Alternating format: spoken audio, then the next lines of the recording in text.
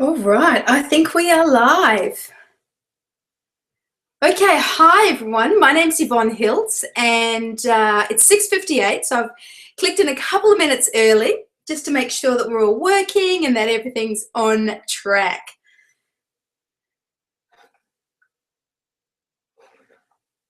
So we'll just check that we're all okay. Alrighty, if you are on, if you would like to chat and text me that in the group chat. I'm just checking with my fabulous VA Nikki so I can test that that's working. We are recording, I know that much. Okay, Nikki, if you can hear me, if you can enter in the group chat so I can make sure that's working so I can have some fabulous conversations. We've got a couple of viewers. Oh, I can see all the viewers clicking in. That would be awesome. Gotta love technology. 5 hours ago, my internet had crashed. Thankfully, I was able to get a technician out here, to check it all out, because that would have been really tricky attempting to do a webinar with no internet. Alrighty, let's see. How do I get to see these chats is how.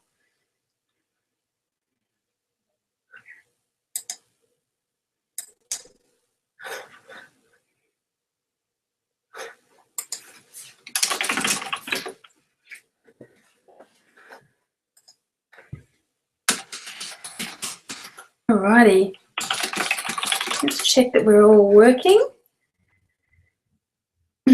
Yes, you can hear me. Fantastic, Nikki. That's awesome. I haven't yet been able to see if the chats are working yet. Oh, we've got more people coming on. Hi, everyone. We're just doing a little bit of sound check. I've got my fabulous VA, Nikki, in New Zealand. Yes, I can do that. We're just checking that everything is working. I was just saying earlier this afternoon I had no internet at all, which was a freaking nightmare. Very tricky to run a webinar without internet these days. We're just checking that everything's coming through. Alrighty, I'll give it a couple more minutes because we're just making sure. If you can hear me, if you could just type in the chat box, that would be awesome. So then I know that you're able to hear me and that you're listening.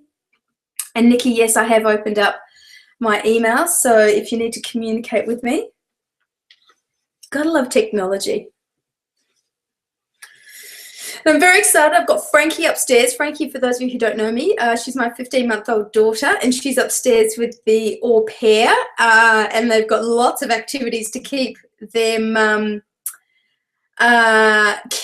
all ready to go so that I've got time to do all of this. And, you know, it's just how we roll. It is really just how we roll these days. Alrighty, so I'm going to begin to honour all of you who are here on time. So thank you so much for being here. I'm really looking forward to this webinar because for me, this has been such a game changer of raising my fees and really being able to work under the philosophy of working less but earning more. And if you're like me, you love what you do, but you don't want to be doing it all the time and not earning the money that you want to be earning. So 2 years ago, when I got really clear on what my vision was, and one of it was to have a baby, I really wanted to get in place some great strategies in my business to really support me financially so I could go off and have my little bambino, which is Frankie. And one of the first strategies I did was raise my prices. So I've got a lot of stuff I've got in this webinar that I've done, and all the tools and techniques that I've worked through. And really in the next hour, we're going to blitz as much as I can in an hour. And don't worry, I can speak really fast. And really for me, it's about how you can feel confident and congruent with raising your prices. And it really is about being confident and congruent, because if you're congruent, you'll find you'll get less resistance from your clients. But if you're kind of wavering, you're unsure, you don't have the certainty or clarity, that's when they will step in with their certainty and clarity, which is to not accept your fees, and they will start to question and challenge it. Now, I'm not afraid of questions or challenges from my clients. However, coming from a place of certainty myself allows you to resolve or answer their questions so much more powerfully than if you're coming from a place of uncertainty. And my outcome for you tonight is to have some really great strategies as to how you can raise your clients. And I'm going to talk to you how do you do it with different clients as well, existing clients, new clients, etc., and also getting rid of some of your clients. So that you really can create a business in life that works for you. And it's got to work for you. I'm really clear on that. So if you're a speaker, a consultant, you run your own business, whether it's product or a service, all of us, and I'm going to say all of us, at times, I'll say again, most of us, if not all of us, at times feel a little weird or uncomfortable or icky when we're raising our prices. And it doesn't mean that you don't raise your prices, you just need a really good strategy. So what I want to do is I'm going to dive into my presentation, which I've got as a PDF, which I'm hoping will work. So let me just share my screen with you. And if the Google gods are aligning, this will be working for us, which I would be very, very, very happy. So excuse me while I just find this. And let me just make sure I am presenting to you all. Alrighty. Nikki, if you could just let me know that you can see my screen, as I'll work on the assumption that if you can see my screen, everyone can see my screen. That would be awesome if you just want to send me a message. Chat box, for some reason, I'm not able to see right now. I'm just checking my messages to make sure we're all okay. So Nikki, yeah, if you can just send me a message that you can see it. All right, so my goal is first to help you give you some really clear strategies and guidelines as to how you can, okay, I think now it's all working. All right, hopefully this is now sharing. Perfect, says Nikki. Thank you, Nikki. I'm so glad you're on the line. My fabulous VA, Nikki, who's in New Zealand. All right, so let's kick off. We've got an hour. We're going to go through really deep as much as we can within the hour as to how you can confidently raise your prices. But before we begin, I really just want to share, start off with, I understand all of us, and again, I say all of us really have the challenge of there's not enough hours in the day.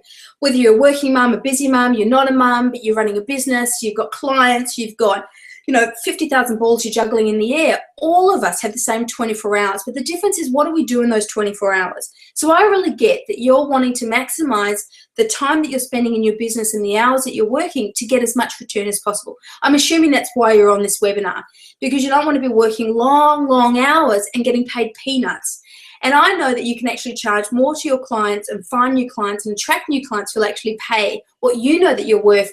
And you know what, even if you don't believe you're worth, but you know that by stepping up in your fees, it's actually going to stretch you out of your comfort zone, I think that's a good idea as well, because there have been times when I have stretched myself way out of my comfort zone of not feeling that I deserved the money I was going to charge, but I knew that I was worth it in some aspects, but there was still that little bit of self-doubt. So it's about how do we be more productive with the time that we've got? How do you stop yourself from being paid peanuts?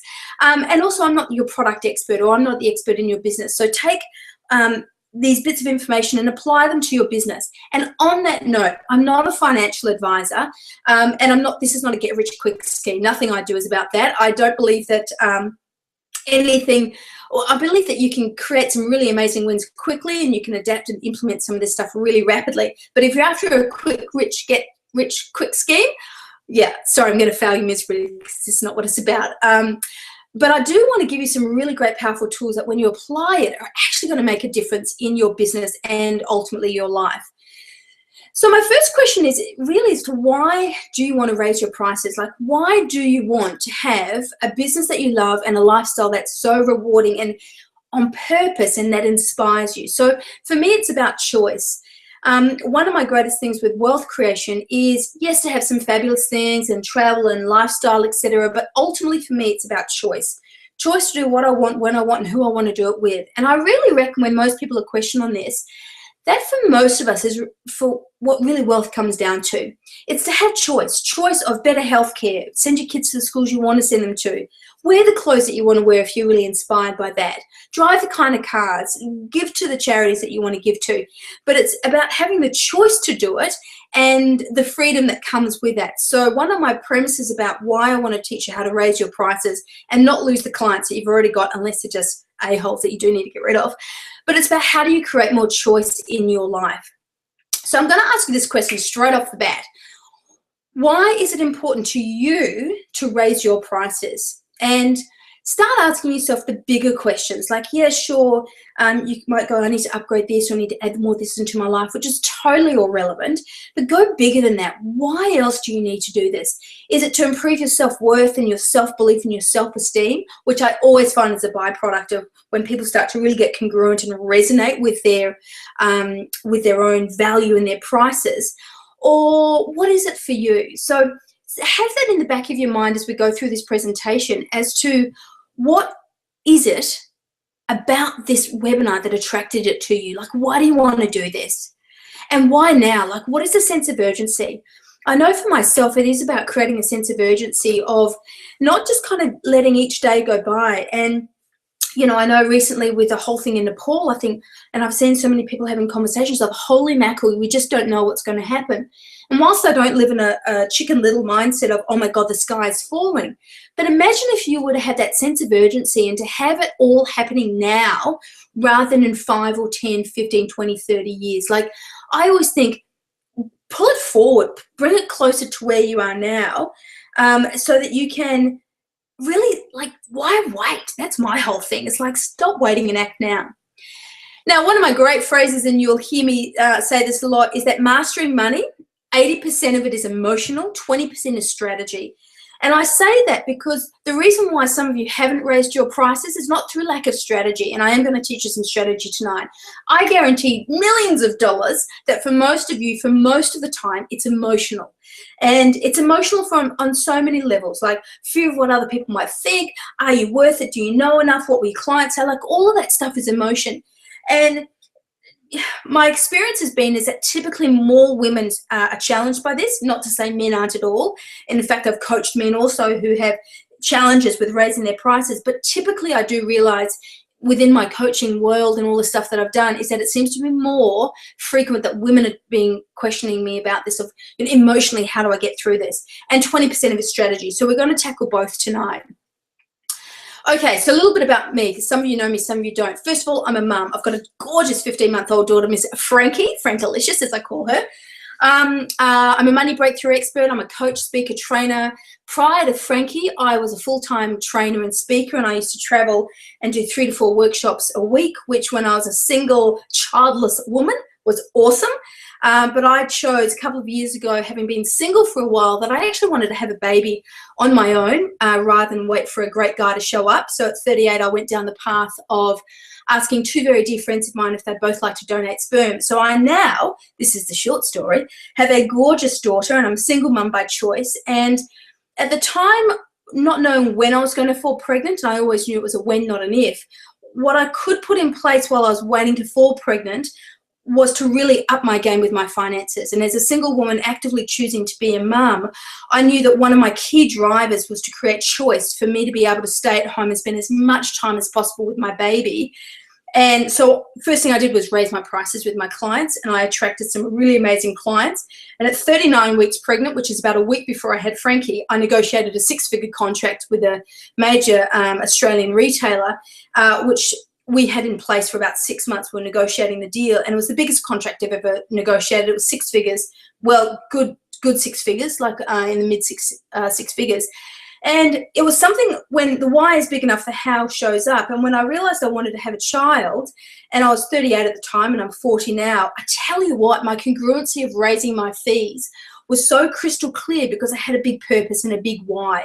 And it kind of helped me overcome some of the money blocks and fears that I had coming up, because I was really passionate that what I wanted to achieve, and coming back to my earlier slide of choice, was my choice to actually be a stay-at-home mum, a single mum, stay at home, and actually have a business that supported me and my baby, or babies, could have had twins, who knows, and give me choice. And I've got to tell you, hand on heart, it's been the most game-changing experience, having Frankie, of course, but also having the choice to stay at home. So now I've got an online business called $1 Million Woman Academy. I coach women online because my values have shifted of being on the road, speaking and training as much as I did. Isn't as sexy anymore, because even though I've got an au pair who's upstairs with Frankie, my goal of being on the road and training as much isn't as high, because I actually want to spend as much time with Frankie. So first of all, I'm a mum, money breakthrough expert. I had a TV show in New Zealand called Your Money Sorted, which I absolutely loved. I've got a great program called $1 Million Woman Academy. It's a 7-week online program. It's game changing. And I've also got a great challenge called My Money Sorted. So in a nutshell, that's who I am and what I do. But let's go on. So what I'd love to do is I'd love you to write down, what does your current income look like? What is the figure that you're earning now? Like, how much you're earning, whether it's your day rate, is it your product that you're charging, if you know your annual income or your monthly income, like write that number down of what does your current income look like. And I'll give you about 15 seconds. I won't provide any background music, or I'll sing, because I think that'll just could mess up our beautiful internet. So write that down. I don't know if I can get chat on. And in the chat box, write down, are you happy with it or are you not? And because my next question is what do you want it to be? Write down the figure next to the one you're currently earning of what is the figure that you are earning. Now, again, I'm going to make an assumption that you have a goal in mind, because that's why you've come onto a webinar such as this. So what is the gap? What is the gap from what are you earning to what you want it to be? And how much is that? What is the gap? And how much is it costing you in your life? So is that gap so huge that it's causing a lot of chaos in your life, or is it a small stretch, so therefore you do need to stretch it even more? So what is it for you that would have you get really out of your comfort zone and really stretched, so that when you looked at that new figure, you went, oh my gosh, I've really got to do this? And so type into the box, what are those figures for you?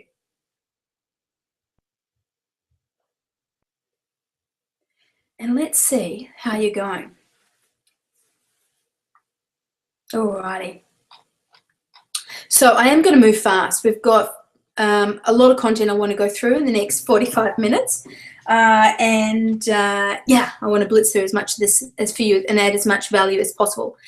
So one of my first pieces of information, or advice I should say, when I talk to clients is really about getting some money momentum. And the money momentum is really starting at a great base level. What I find so often with clients is that if they don't have this in place, even when they start to raise their fees, they're coming from a scarcity place rather than an abundance place. So write this down. First step is you want to stash some cash. Now, when I say stash some cash, I would say putting at least $1,000 or $2,000 aside. And the $1,000 or $2,000 you want to do as quickly as possible, like within a month. Sell some stuff around the house, declutter, I don't know.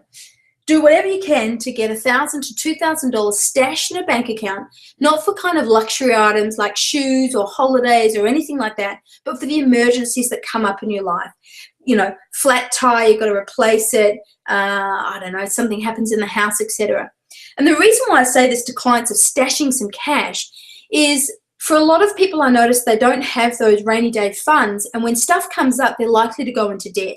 And it might be only debt of like $100 to $200.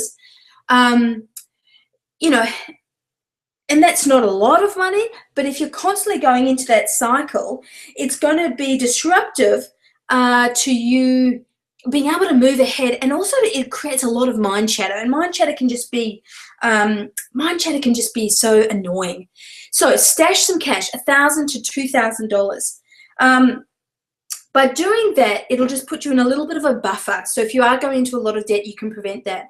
The next part of this is solve your debt issue.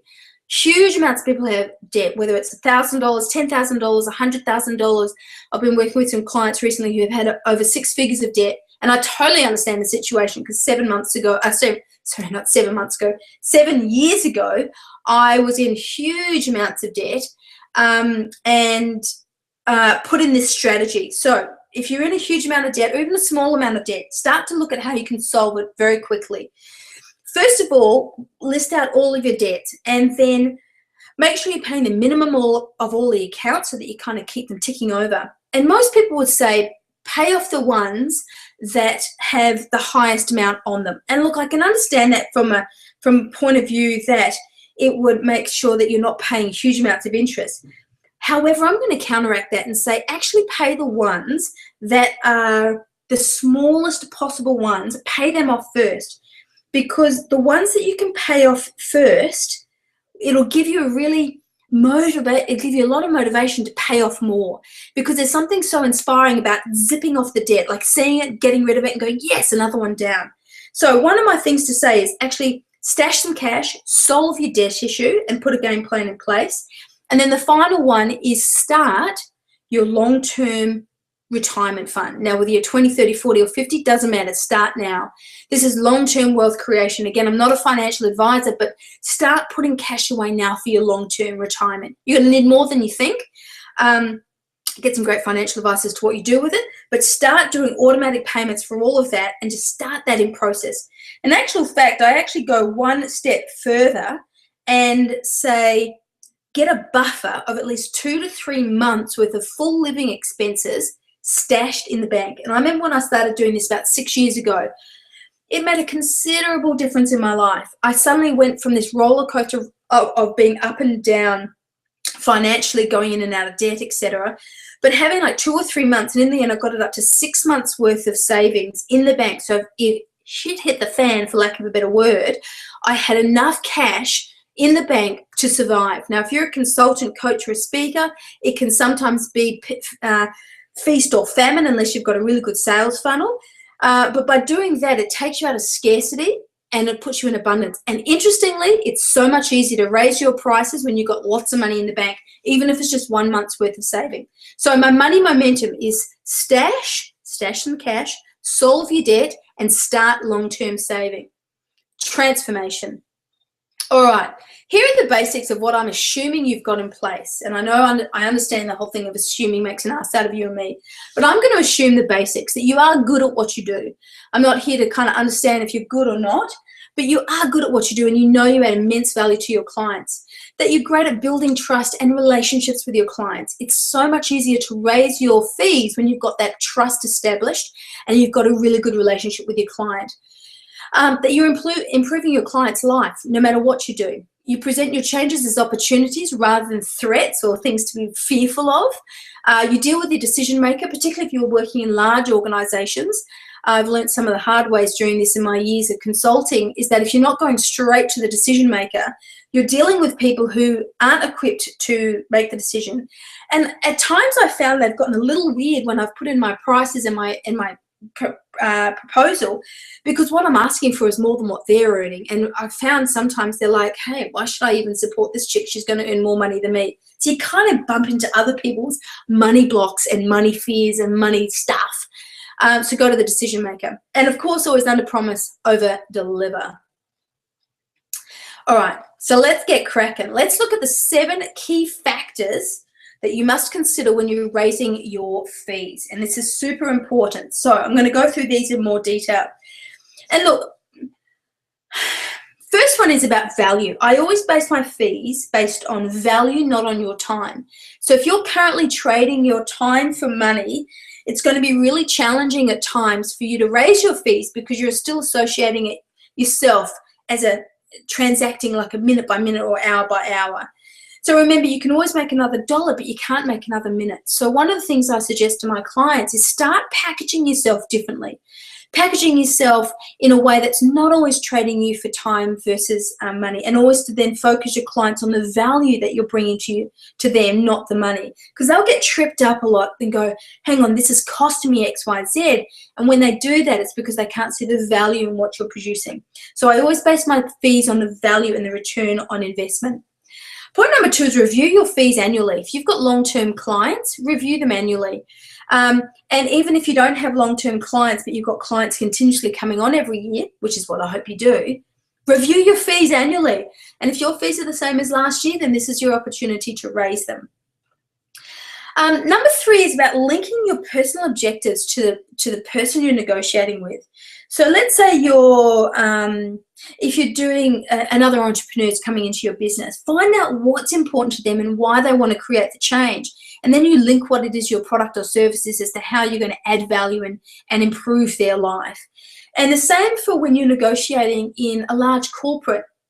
You know, large corporates, yes, they might be a large corporate, but you're actually dealing with the individual. So if you can find out what's important to them to achieve this program or this project, you can help you then lead. Obviously, you've got to deliver, but lead into that when you're negotiating and go, here's how this is going to help you achieve X, Y, Z, as well as achieving the company's focus.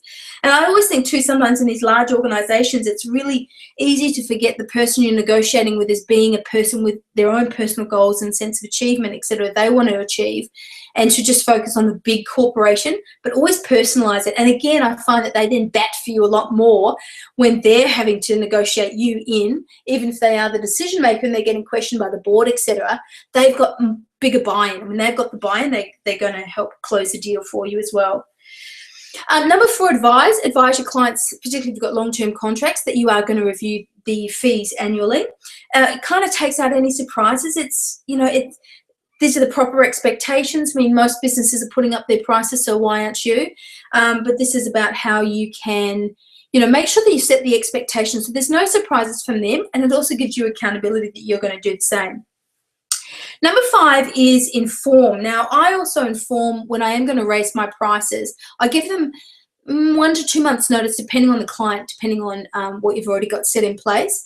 So just give them time, rather than just kind of go, hey, we're raising our prices and here's my next invoice. Give them time and make sure you're focusing on value rather than what they're just going to be paying. So when you're informing them as well, it allows them time to really get clear and understand what else do they need to have achieved with you so that you can put a proposal together on how you add more value. I always present my fees in writing. You might have the discussion there and then, but follow up in writing. Gosh, there's nothing worse than not having anything documented in writing, even if it's just a simple email, or it could actually be a more formal document, but have your ask covered, for lack of a better word, and have it presented in writing. Also prevents any miscommunication further along. Then, if we really want to think about that, we want to have, once you've presented your fees, it's about making sure that you've got really good understanding of what is the return on investment from their point of view. So when I'm, again, presenting my current fees, or I'm putting in a proposal for increasing my fees, it's looking at what is the immediate return for them that they're going to see in their business. So how are they going to have this translated into results? And then what are the longer term ones? And again, if you're thinking back to number 1 about seeing it in value, it helps them get over the hump that they're just seeing you as an expense, more that they're seeing you as an investment. And you want to be seen as an investment. But to do that, it's really about presenting it to them as this is the return that you're going to get, and this is where you've got to be communicating with them. Number 8, good boundaries. Oh my gosh, avoid scope creep and profit erosion. So if you say that your working hours that you're going to do for them are, say, 9 till 5, then do 9 till 5. When you're scoping for a project, whether it's, if you're doing a half-day workshop, stick to the half-day workshop. If you're doing a coaching package, stick to the coaching package. It does 2 things. It stops you, if you've got a people-pleasing behavior, to totally go over the top with people-pleasing, which can be very draining and doesn't put good boundaries in for yourself. And it erodes the profit, because if you were looking at how much time you're investing with them, if you're not allowing for that in your calendar, it's preventing you from bringing in new clients who you can generate other revenue from. And I think it's very good to have good, clear boundaries for them as well, what you're going to do and what you're not going to do. And then number 9 is practice. Practice putting up your fees in the mirror. When I closed this really large deal, when I was 39 weeks pregnant, I rehearsed till I was blue in the face, so that when I was sitting there in front of the directors, I was really clear on how I was going to handle myself. And I went down worst case scenarios, best case scenarios, and I did an FAQs and a whole bunch of stuff to really make sure I was very thorough with my preparation, so I wasn't going to get too many surprises. And I really felt that helped with the congruency of me being able to close that sale and also maintain a long-term relationship, which is ultimately the goal that I'm going for. So practice, practice, practice, and practice to your cat or your dog. So what I'd love to know, what's been most valuable when you look at where you are now and how you're raising or not raising your fees? What for you is the opportunity that you see most immediate for you to put in place that will actually help you start to generate more revenue? Because that's one of my primary goals for you on this call, is to actually start to look at how you can raise your prices and earn some great revenue, make some great money. You know, I know you're adding lots of value, but making sure you're getting handsomely rewarded by it. So just type in what's been of most value to you. I'd love to hear it. Alrighty, let's keep going. So here I want to talk about the biggest mistakes I see women when it comes to why they don't raise their prices. First one is wanting to be liked. And I've got to tell you, I fall prey to this myself. It's totally okay, but be okay that that happens. Wanting to be liked. Waiting till everything is perfect. The amount of women I've coached who say, oh, you know, I just need to wait till my program is perfect, or I've lost enough weight, or my eyebrows are done, or I've mastered this, etc. And it's like, you know what? A ship is easier to steer when it's moving. Be in motion and just move rather than waiting till everything is perfect. Other one is undercharging. I think this is one of the most critical ones for women, and undervaluing themselves for a myriad of reasons. Taking on new clients that aren't ideal. Be okay to say no to the clients that aren't ideal for you. And number 6, which I think needs to be in bold with lots of exclamation marks, is not raising your fees. It is the biggest mistake. Just raise your fees. Even a minimum of at least 10% every year. Raise your fees. You know, you're certainly worth it. And denial definitely doesn't work. All right, so let's talk about how you present fee increases to different clients. Now, I get asked this a lot. Are there different strategies? And in some aspects there are, because you've got to be appreciative of where that person is in your life cycle and relationship. And some clients are there for a short term, long term. Like, you just don't know why some of your clients are with you or how long they're going to be with you for. So let's talk about new clients. Now, because new clients have no history with you, so you don't have to tell them that you've just raised your fees. They just know you or are going to experience your fees as they currently stand. And you don't have to wait. Like, if you're in the process with your current clients of raising your fees, your new clients, again, don't have to know this. And I always think it's so important to be looking at where you can keep adding new clients to your sales funnel and stretching yourself with your sales, with your prices, because it gives you a new paradigm shift and a perspective, and it keeps you current as to what you can charge. I know when I really, one of my day rates for a client, I doubled, and I brought on a new client, and they were like, the new client was like, oh my God, this new fees are so reasonable. And I was like, are you kidding me? Like, not out loud to them, I said it to myself. I was like, oh my God, here am I shitting myself quietly with this other client that they're not going to see value in this. And here I have a new client going, oh my God, that's amazing. It's such good value. And then I thought to myself, holy mackerel, how much were they prepared to pay? So new clients, just do it. Put in your new prices and rock it. Existing clients. Now, some of your existing clients aren't going to be happy that you've raised your prices. I would go back to looking at how you're adding value to the client and how they seeing that value being added in their business, and actually talking through what are the improvements and changes are they realizing. Sometimes they don't realize that they're seeing the new improvements or the return on the investment. Sometimes they won't appreciate a fee increase, and I have had clients go, you know what, we're not prepared to keep you on for a fee increase, so I'll restructure it and deliver, either restructure the current program and look to see, you know, what could I take off that would release some more time for me and still maintain that relationship with them. So yeah, you just got to depend. Existing clients, I think too, there's the conversation needs to be had about keeping them in the loop from a feedback point of view, and making sure they've got real clarity as to the value that's being implemented in the business. And just make sure that you're meeting expectations and you understand their expectations. And I think sometimes with existing clients, we can work on the assumption that we know where they're at, and we don't do the same kind of groundwork like we do with new clients. Like new clients, it's, fact finding, what are the greatest challenges, where can you help them, how can you add the most value? And I find it very important to do that with existing clients as well, because sometimes it can get missed what's really important to them, and that's when it gets difficult then if you want to raise your prices, because they're not seeing the value or feeling the love. So feeling the love. Now, long-term clients, if you've been putting your fees up every year, they're used to it as well, which is great. And sometimes if their budgets can't handle it, you've got to find other ways to economize and reduce the requirement on your time. So one of my greatest things is how you can increase your fees and also on the other side, reduce your time, which is how packaging your programs, whether you're doing an online program or you move from coaching one-on-one to coaching one-to-many, which is a lot more efficient on your time, and you can change up how you're structuring your fees. So it's really looking at, if you can't change the fee structure, can you change your time? And I had a client 3 years ago where I ran a 3-day sales boot camp, and I did mindset, money stuff, and how to do sales. And initially, actually every year we shrunk it down, but my fee stayed the same. So the first year I did it was 6 years ago now, it was a 5-day boot camp.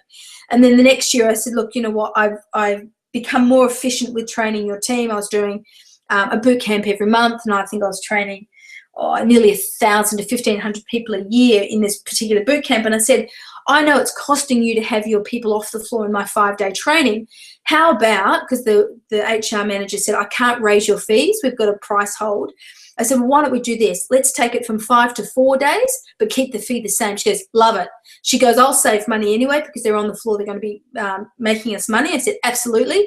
And she goes, and then we don't need to change your fees and I don't need to be questioned. I said, perfect. So we did that. And then at the end of the 4th year, I came back to her and I said, I had a very good relationship with her, why it's so important to have that trust, etc. And I did the same thing again. So we took it down to a 3-day program, which again the team loved, because again I had time to really fine tune it. And whilst I wasn't, we did a slight price increase on the 3-day boot camp. It wasn't a huge price increase, which meant that she could get it through really quickly. But I got an extra day back, and that was worth gold to me, because by that stage my day rate had doubled. So I was attracting other clients who were happy to pay my new day rate, and I could scale my business very differently. So again, think differently with your long-term clients. It might not always be about changing the day rate or the current fee structure from a monetary point of view, but you look to see how you can extract time. And time is our most precious resource. You can always make more money, but you can't make more minutes. Yeah, or you might do things like outsource some of the admin duties, etc., depending on what your business is. And then the final one is kick the tire clients. Raising your rates, I've done this a couple of times. I've had a real pain in the ass client that was really draining me. So I did a small raise, didn't shake them off, and I went, you know what? I'm going for gold, and I tripled my fee. They balked at it, which was perfect. They said, we can't afford that. Would you reconsider? I said, no, I can't. This is what I now charge. And they said, okay, we're going to finish the contract. And I went, you know what? That's great. So we wrapped up the contract within a month. So if you've got some kick-ass clients that you really need to get rid of, raise your fees dramatically. And if they are then prepared to pay that fee, make sure you've made it at a fee that you're willing to work with them if you get paid an extraordinary amount of money. So pick a number that you think, you know what, for being such a pain in the ass, I will work for you at that price. That's the fee you want to give them, because if it shakes them off, fantastic. And if they pay it, fantastic, because now you're making a huge amount of money for a pain in the ass client. But again, I will then look to see if they really are such a pain in the ass, flick them anyway.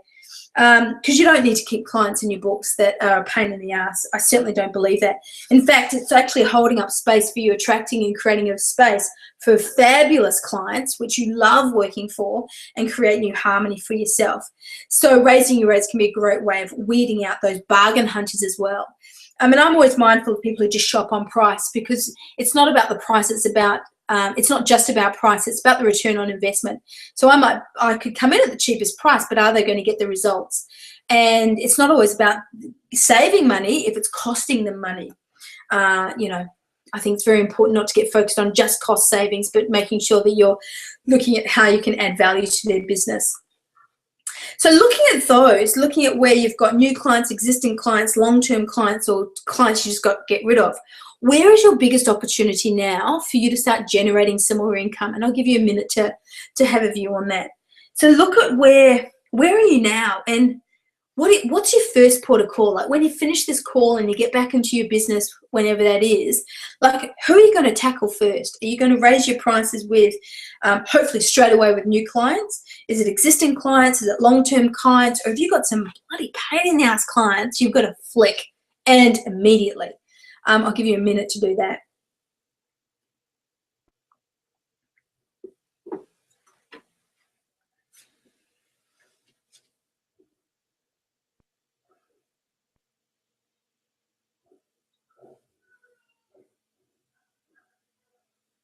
Alrighty.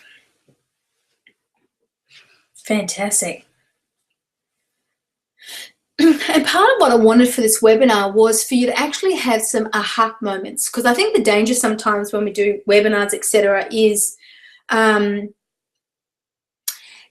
we kind of sit passively. And, you know, if I was face to face with you, or you're in one of my coaching sessions, I could pinpoint and get you kind of diving deeper. So, you know, take that on board now, that even though I can't see you, dive deep.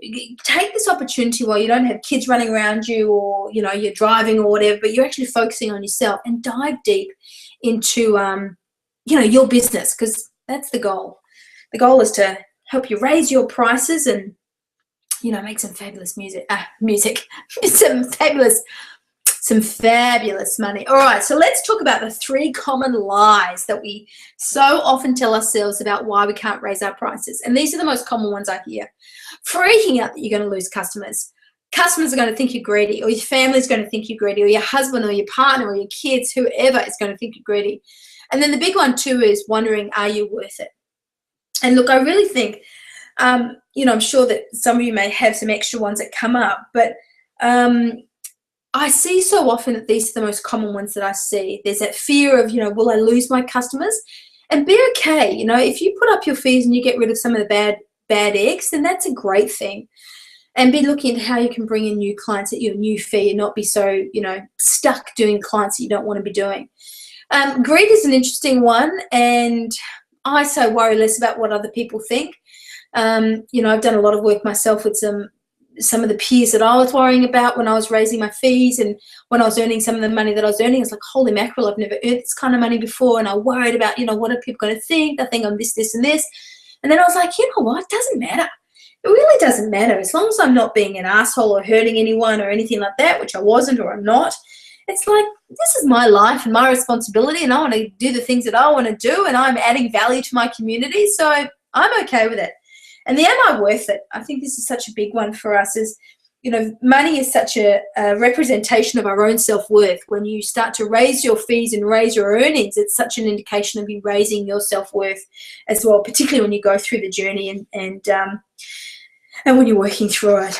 But let's look at the solutions. So one of my favorites is creating a book of limiting beliefs and how to blitz them. Listen to your heart, and only listen to a trusted coach or mentor. Actually, even that one of only listen to trusted coaches or mentors, it's actually only listen to people who have either earned the money that you're wanting to earn, or have built the businesses that you want to build.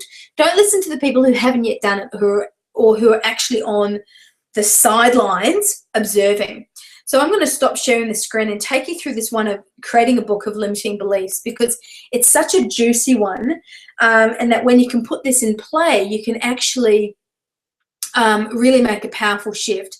So let's have a look at some of those limiting beliefs. And limiting beliefs are all the things that stop us and have us feel disempowered and not feeling empowered. So one of my great favorite techniques is write down all the limiting beliefs that are holding you back. These are all the things that are getting in the way of you having a fabulous life. Things like, I'm not good enough, I'm not worthy, I can't earn this, my family wouldn't let me, no one would pay those fees. Like, write down all those limitations, those limiting beliefs that are actually preventing you. So write them all down. Do this in a quiet space. Don't do it when the kids are running all over the place or you're driving or anything like that. Do it in a nice quiet place and write it all down. And then what I like to do is I look at all of those limiting beliefs, and it's almost like looking at an old photo album. You know, when you look at old photo albums, you're like, oh my God, why did I have eyebrows that thick and bushy? Or who told me to wear clogs and red jeans? Or who didn't tell me that my hair looked so crazy? But at the time, you were very on trend and fashionable, most probably. But, 20 years on, you think, oh, no, I shouldn't be wearing that. And I kind of see it as the same as beliefs. So what I do is I look at those limiting old beliefs, and I want to be grateful for them all, because up until now, they have served you. Up until now, those beliefs have served you and allowed you to be who you are. You might not want to continue taking them with you, but up until now, they've served you. So I look at all those limiting beliefs, or bullshit beliefs is another way I look at them, and I thank them and acknowledge them for all the great stuff that they've allowed me to do. Rather than seeing them as bad and evil, it's like, you know what? They were part of me. They are who I are. They were who I am. But now I want to lovingly and gracefully let them go. And by doing this, it's a really great, a gracious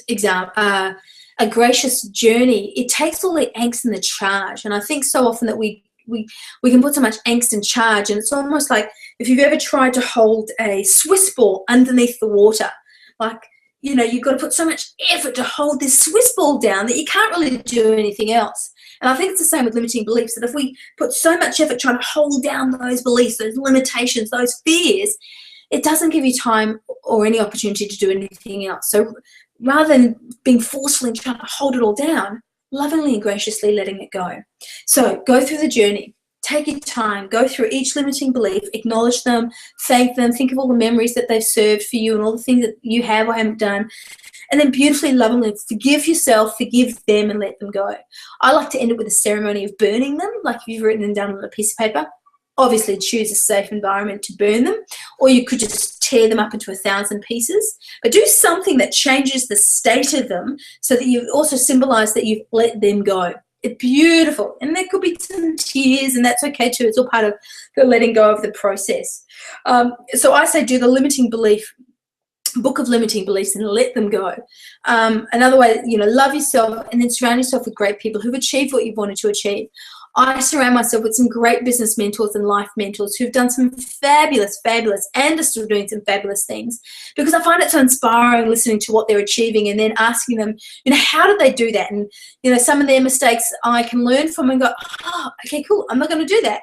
And other things you do need to go through yourself. But, I can find that you can attract some great people and they can pull you up into some amazing new spaces. So I'm just going to go back to my slides. Actually, I want to now share with you, let me just go back and share the screen. Un momento, por favor. Not sure why I can't see any of your chats. Nikki is telling me that there are chats, but I can't see any of the chats. That's okay. These things happen. So I want to share with you this amazing document that I came up with, about some statistics of women. Now, these statistics I've researched in the States, the UK, Australia, and New Zealand. For the point of accuracy, these are Australian statistics, but I've got to tell you, ladies, these statistics don't vary that much between all the, New Zealand, Australia, the UK, and America. There's a few small variances, but not that much, and they're quite frightening when you see them. So I wanted to share them with you because I think it's so poignant. Let me just pull them up. Un momento, por favore. You gotta love the technicalities. Aha, here we go. Okay, so have a look at this. I'm just presenting it to everyone. Okay, so this should be going through. So I pulled up these statistics. So again, these are very specific to Australia, so I could have accuracy. But 61% of us own our own home. This is women. 24% of us are the primary breadwinner of the family, and we're twice as likely to start businesses, which I find is so fabulous. And yet, on average, 1 in 3 women are under-earning. In Australia, we have a huge gender gap pay difference, 18.8%. It's actually gotten worse rather than getting better. And 20% earnings decrease after first baby. And in actual fact, it got worse the longer you stayed out of the workforce and the more babies you had. So if you had more children and stayed out of the workforce, when you go back into the workforce, your earnings have decreased, which I was just horrified at. On average, with the 18.8% gender gap pay difference, there's about an average of $15,500 earning difference on the same job. So let's say teacher for teacher, male teacher, female teacher earns typically less than $15,500. I was mortified by that. What scared me a lot was the superannuation, and I think this is combated with women stopping to have babies, which, hey, I'm all for it. I've just had my own baby myself. However, as a business owner, I was able to keep money rolling in. But so often when women are out of the workforce, they're earning less money, their superannuation is a lot lower. So therefore, and we live longer. So, you know, I think there's some huge opportunities to shift that. And what I found really interesting here was that for so many women who get student loans, dollar for dollar with a man who's getting the same amount of student loan for the same industry, because they're typically earning less than men and they're stepping out to have children, they're paying more in their student loan due to the interest rate than a man. Now, I'm not here to bash men at all. I love men, but it's not about that. This is just about showing on generally some of the gender biases. And I looked at that and I was like, holy mackerel. We have got to start like getting in there and raising our prices and building brilliant businesses that are sustainable for ourselves and our children and our loved ones and our husbands and all the rest. So I just wanted to share that with you, because when I started to do this research and I saw these statistics, I then was like, you know what, there's so many amazing things we can do about it. One of them being raising our prices.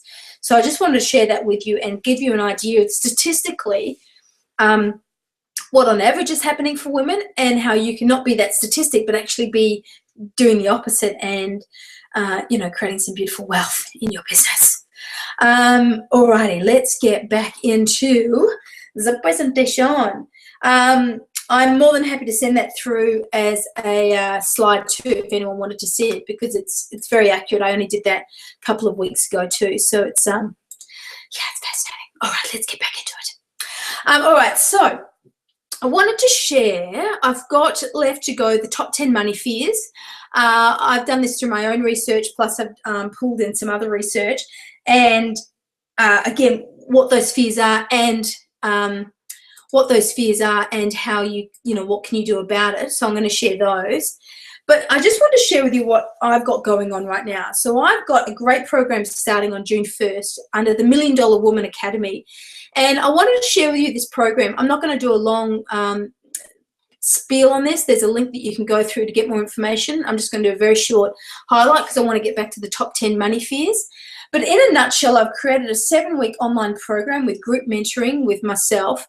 And I created it because I have seen so many of my own clients and women that I work with and hang out with who are chronic undercharges, undervaluing themselves, not putting in boundaries, not working their time more efficiently, and not really understanding their natural strengths and talents and how to capitalize on it. So I've created a 7-week program which actually has gone through the journey that one of the journeys that I've gone through to be able to create and earn the income that I'm earning now. So over the 7 weeks, I dive deep into these 9 topics. So here we design and get really clear on your purpose, and we go from confusion to clarity, and we dive deep onto that. This one here is about transforming your relationship with money.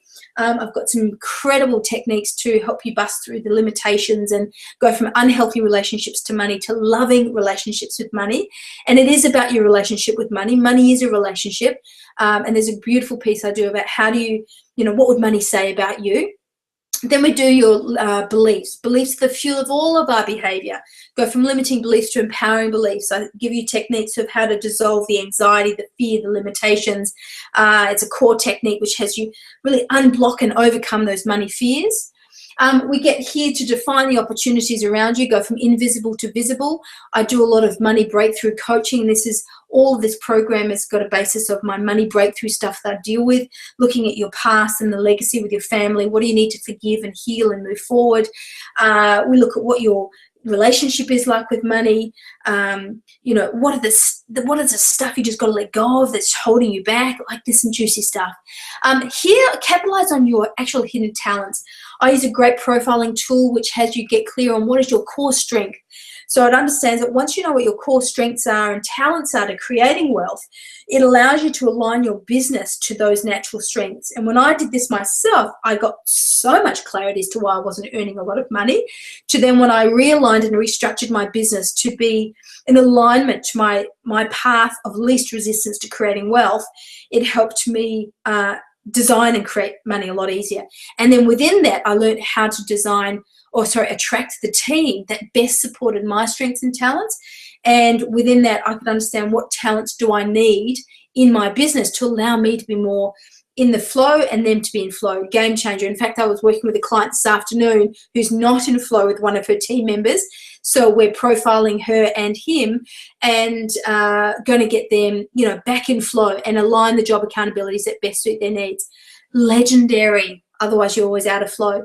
Looking at what your perception and focus is on time, going from poor to rich. Here, it's about strategies, putting in effective strategies, again, on money stuff, your emotional stuff, business stuff. I've got a huge background of sales training, and I've helped some of my clients earn hundreds of millions of dollars, so I bring all of that stuff in it. And then here it's about creating all the tools, going from missing and tools that you don't think are available to having an abundance of tools. So in a nutshell, I do this over the 7 weeks. This is the journey that I've gone on and all my clients that I've worked with, and it's just terrific. You get through to the end of it, you feel empowered, you love yourself more. I have women saying that they feel sexier and sassier. And if you can see me right now, I'm doing a bit of a sexy and sassy dance. And I think, heck, I want to, who doesn't want to feel sexier and sassier? Anyway, so you go to yvonnehills.com/academy. You'll see the details. I'm doing a launch special. We're relaunching this round June 1st. It's normally $1997 for my clients on this webinar. And for the launch, we're doing a $995, and there's some payment plans. Plus, I've got some bonuses there. You get the Wealth Profile tool, my Money Momentum Roadmap, which is it's specifically around debt. I've got an amazing tool around how to get yourself out of debt and get all that debt stuff sorted. And then I do a really interesting thing about permission to make more. Forgive your past money stuff. Be more present in the now. Open up to new money possibilities. Really, really powerful stuff. So in a nutshell, that's it. Go to the sales page. There's a lot more detail and all the rest. But I just wanted to drop that in there for you. But yeah, June 1st we go live. It's pretty darn cool. And I just thought for an extra bonus, for the first 3 people who sign up, I'll give you a free coaching session valued at $497. Personalized money breakthrough stuff. We can dive deep into what your current challenges are, and we can crack that nut, for lack of a better term. For the first 3 clients who go. But yeah, go quick. Every time I offer these things, they go really fast, which is awesome. And of course, we've got some amazing stuff for the community. All right, that's the quick version. Sales page has a lot more details. Let's go into the top 10 money fears. Oh my gosh. These ones I hear so often from women, and I know I've experienced so many of these myself, so let's go through. First one is the bag lady, and you might be thinking, hang on, Yvonne, I don't see you having a problem with lots of bags. Well, it's not about having lots of bags.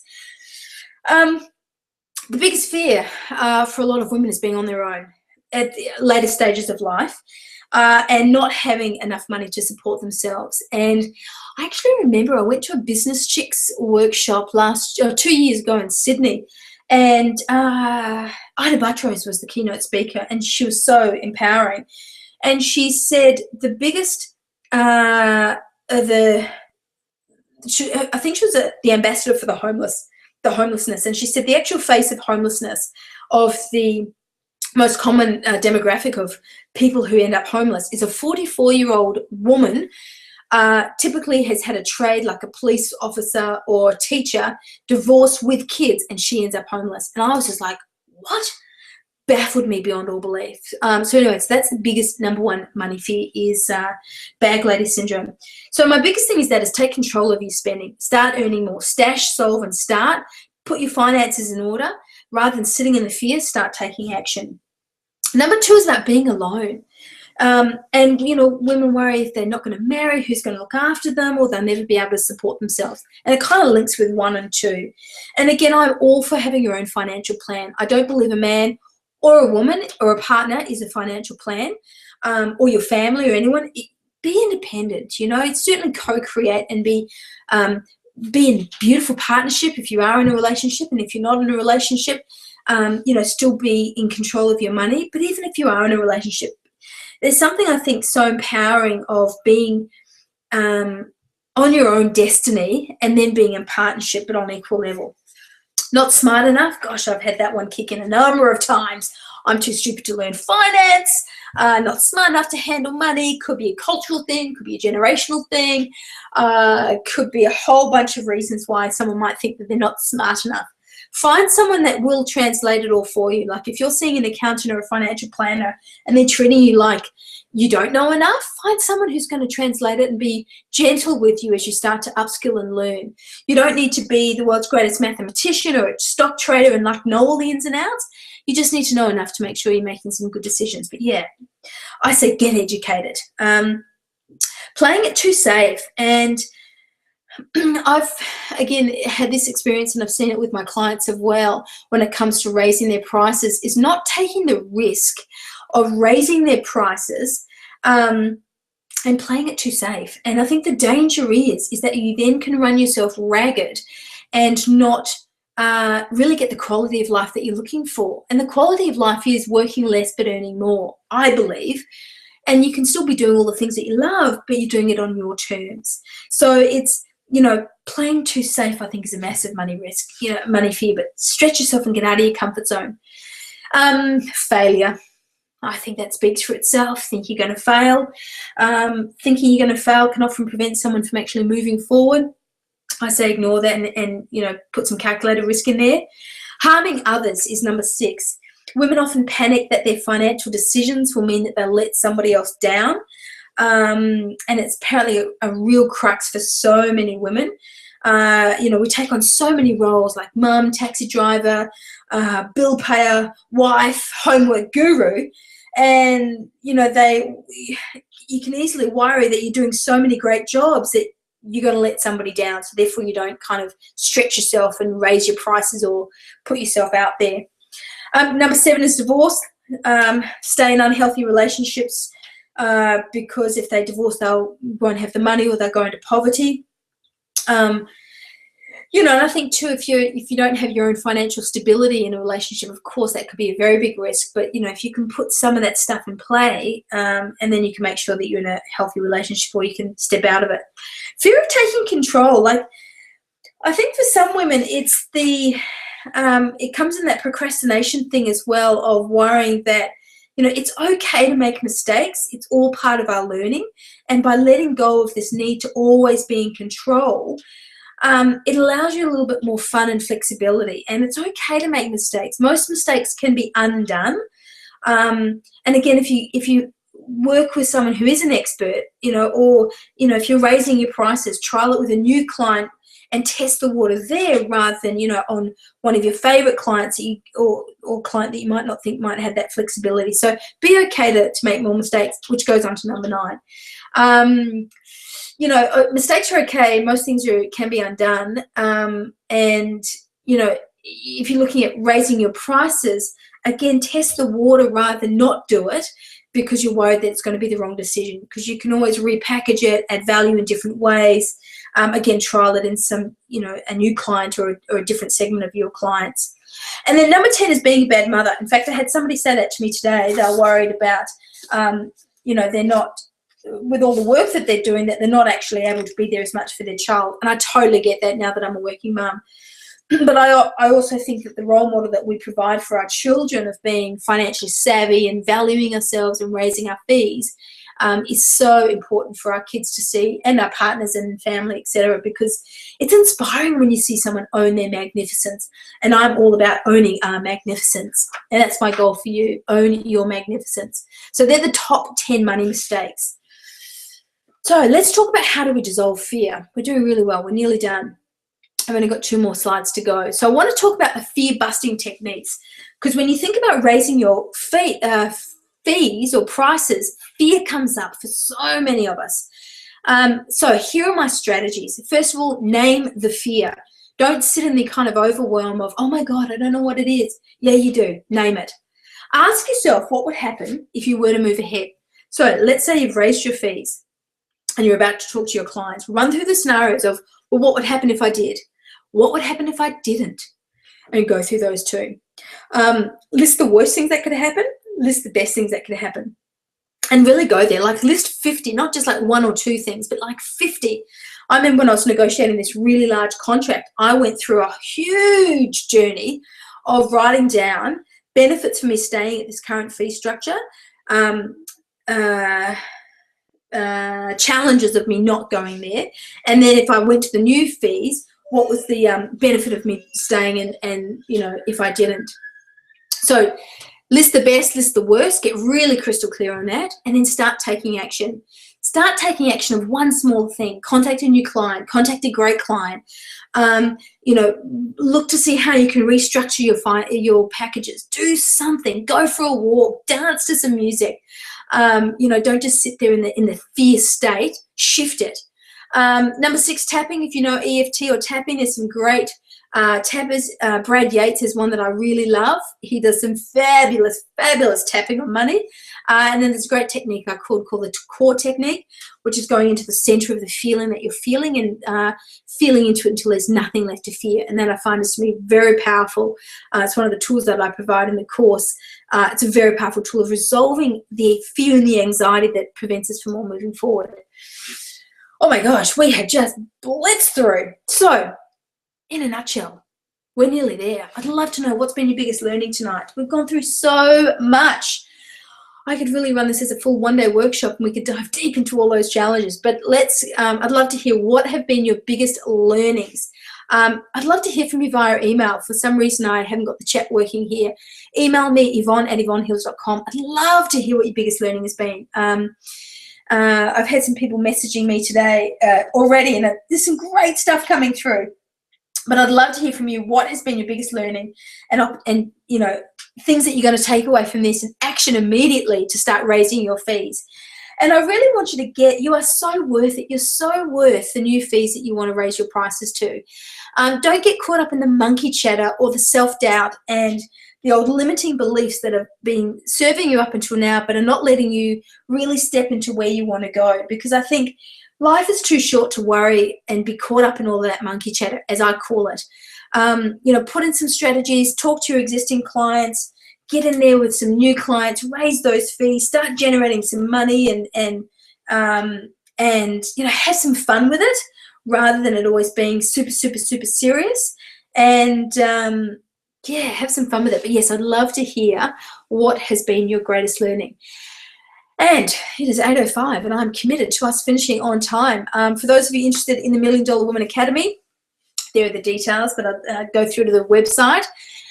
Thank you so much. I have loved, this is one of my favorite topics to teach on, raising prices, because it's been such a personal journey for me. You know, I remember when I was heavily pregnant, renegotiating this contract and, you know, closing it for 6 figures. And 3 days after Frankie was born, I got the payment, and I've never seen such a big number come into my account. And it was just so worth it, going, oh my gosh, you know, this has just been an extraordinary journey. So yeah, I'd love to hear from you what your biggest breakthroughs have been. Thank you so much. Please go and raise your prices. You are worth it. You do add enough value to your community. Your community will value you even more when you value yourself, and your self-esteem will raise, your confidence goes through the roof, and you'll feel like $1 million on the inside out. So au revoir. I've had a wonderful evening, and thank you so much for being part of this. And yeah, tell me how you go. I'd be really keen. And for those of you keen to do the $1 Million Woman, first 3 women who sign up will get a one-on-one coaching with myself, which is wicked. And June 1st, we kick off. So have a fabulous evening or afternoon, wherever you are in the world. Thank you so much. Ciao, Bella. Bye.